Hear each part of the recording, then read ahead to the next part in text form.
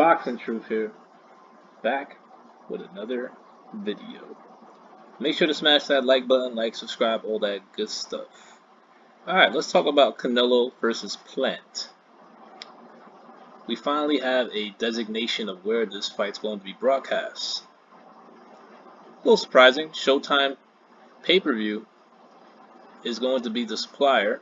They're going to be broadcasting this event on their network, which signifies how the relationship between Fox and Haymon is going. That's pretty much coming to an end. Contract's expiring later this year. Doesn't seem like Fox is going to be interested in renewing for a new deal, or even interested in extending for another year, which is according to the contract, an option for a fourth year. Now, it's a funny ass looking picture of Canelo. Now, this fight is not as clear cut because of how Canelo pretty much bent over to allow Haymon to control this promotion. Now, he didn't bend over for no reason. He didn't give up control for no reason. Canelo did. He didn't sacrifice having the control of the event and being in control of the promotion for no reason. There's 40 million reasons why he's doing this. He's getting guaranteed his career highest payday, I believe, for this fight. A guaranteed portion of 40 million guaranteed. Guaranteed. Biggest payday he's ever been guaranteed. And the problem is that Canelo is risking control, and he's putting himself in position in the same position of what Manny Pacquiao just endured in his last fight.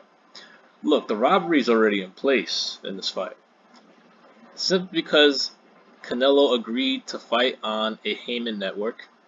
He agreed to fight on the B-Sides network. And I know Canelo is the heavy favorite. He should be favored. I believe he's flat out a better fighter than Plant. But this is the situation, guys. Haymon is risking $50 million combined of both purses. Haymon is risking $50 million to try to rob Canelo. That's what this is about. Look, this fight being on Showtime, that's even going to hurt the pay-per-view numbers more, because Fox has more of an audience. They have more of a reach with the streaming platforms and the extra marketing that they have.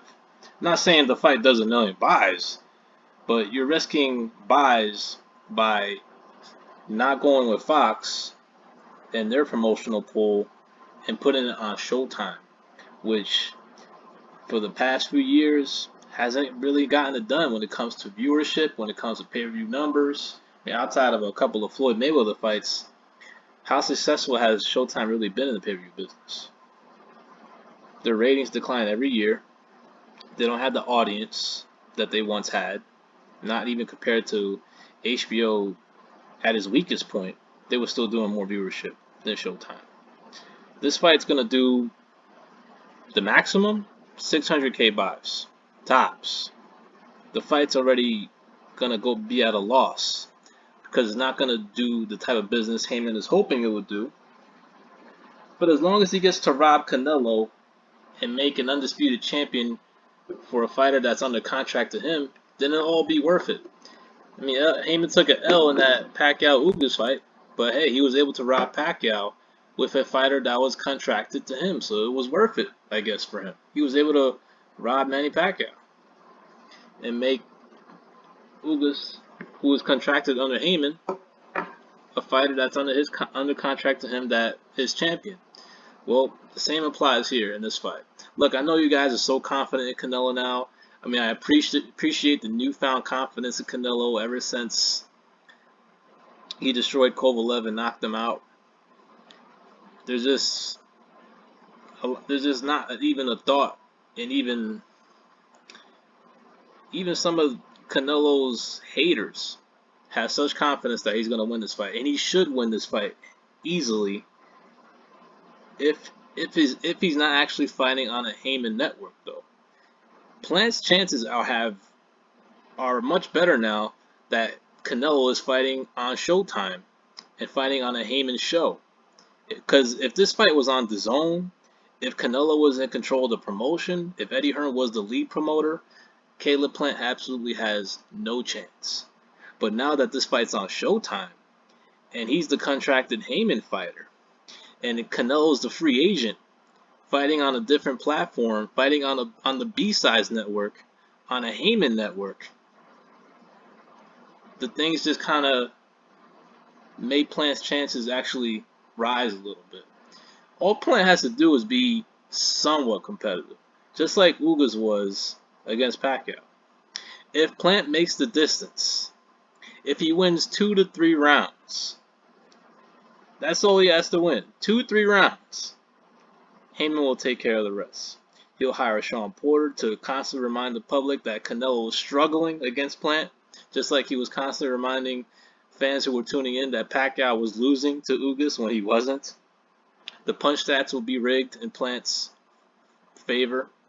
The commentating will be dick riding Plant, especially with the sob story that he's had. The issue with his daughter. His wife, who works with PBC. I'm telling you guys, the fix is in. I know Canelo is supremely confident that he whoops Plant, knocks him out, but let me tell you something. Canelo's gonna have to knock him out or win at least 10 or 11 rounds to win this fight. Because if Plant goes the distance and he's somewhat competitive, the robbery's already in place. This is the risk Canelo is taking as a free agent fighting a Haymon fighter who is high on Haymon's list. Plant's one of his favorites. There's no doubt about it. He's got the look. He's a white boy. He can box a little. And he's a contracted Haymon fighter. Who do you really think he wants to win this fight? Of course he wants Plant to win this fight.